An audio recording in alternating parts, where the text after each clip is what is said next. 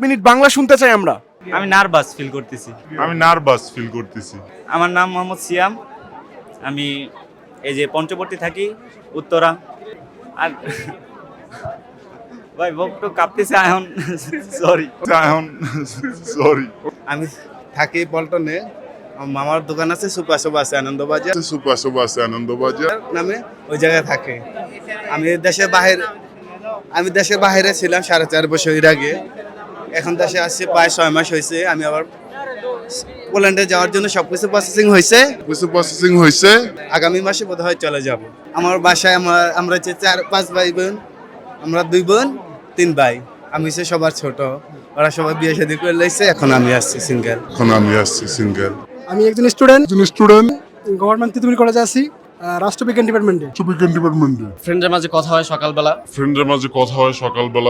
এই বাস পাই না, বাসে উঠলে আবার স্টুডেন্ট ভাড়া নিয়ে কাহিনী।